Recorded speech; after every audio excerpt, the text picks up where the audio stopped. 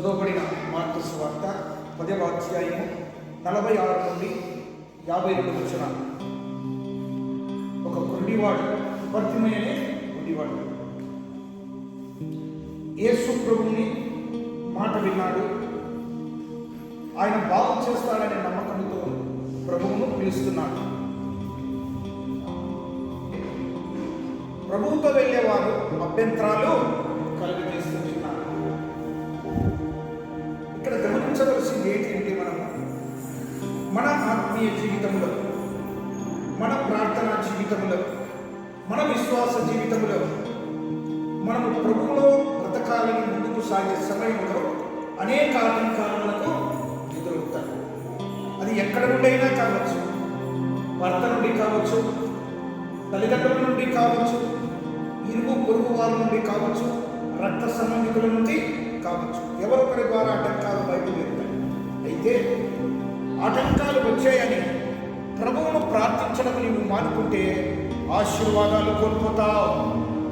ఆటంకాలు వచ్చిన, అభ్యంతరాలు వచ్చిన, ఆ గుండివాణి అందరూ గుండివాడ నోరు మూసుకొని గద్దించిన ఆ గుండివాడు కళ్ళు లేకుండా ప్రభువు చూడలేకపోయాడు. కానీ నోరుతో ప్రభువుని స్తుతించడానికి ఒక మార్గం ఏర్పడింది.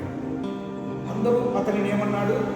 దేవుడా, నోరు మూసుకో, మేమే ప్రభు వద్దకు పోలేకున్నా, నువ్వేంది ఇలా వచ్చేదని గద్దించాను.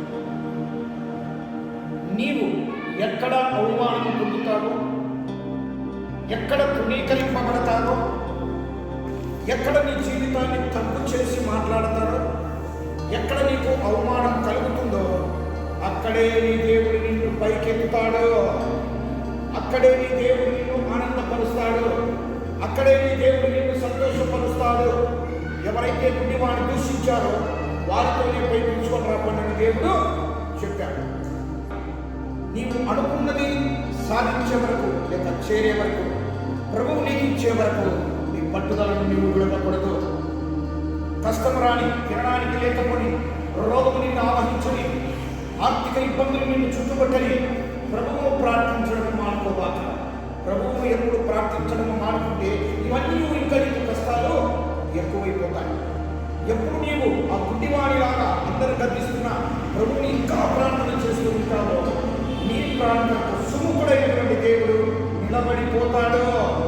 నిన్ను పిలుస్తాడు, దగ్గరికి పిలుచుకుంటాడు, నీకు కావలసినది ఇచ్చి నిన్ను ఆనందపరుస్తాడు. ఎవరు నిన్ను అవమానపరిచాడో, ఎక్కడ నీవు అవమానం పొందావో, ఏ స్థలంలో నీవు నిందింపబడ్డావో, ఏ స్థలంలో తృణీకరింపబడ్డావో, ఏ స్థలంలో చెడ్డ మాటలు నిన్ను మాట్లాడావో అక్కడ నీ దేవుడు నిన్ను నిలిపి ఏం చేస్తాడండి? అనుకున్న వారి కలలు నుంచి నీ కలను పైకెత్తుతాడు. ప్రార్థనలో పట్టుదల కలిగి ఉంటూ ప్రభువు నిన్ను తీర్చే వరకు, నీ దగ్గరికి వచ్చే వరకు, నిన్ను ఆశీర్వదించే వరకు సహనముతో, ఓర్పుతో, నిరీక్షణతో ప్రార్థించు. ఈ సమయం నుండి విజయం నీదే. మనకు ఏమి లేకపోయినా పర్వాలేదు, కానీ ప్రభువుని కలిగి మనము ఉండాలి. ఈ లోకంలో ఎన్ని ఉన్నా ఎవరు లేకపోయి, ఎవరు శాశ్వతం కాదు. భర్త శాశ్వతం కాదు, భార్య శాశ్వతం కాదు, పిల్లలు శాశ్వతం కాదు, లోకము శాశ్వతం కాదు, తల్లిదండ్రులు శాశ్వతం కాదు, బంధువులు శాశ్వతం కాదు, రక్త సంబంధులు శాశ్వతం కాదు. వీరందరూ ఒకరిని నీకు తప్పక దూరమై పోతారు, తృణీకరిస్తారు. కానీ వీరందరూ నీకు దగ్గరగా ఉండాలి అంటే వీరందరికన్నా ముందు యేసు నీకు దగ్గరగా ఉండాలి. ఆయన ఎప్పుడు దగ్గరగా ఉంటే వీళ్ళందరూ కూడా నీకు దగ్గరగా ఉంటారు. అటువంటి కృప దేవుడు మనందరికీ అనుగ్రహించును గాక.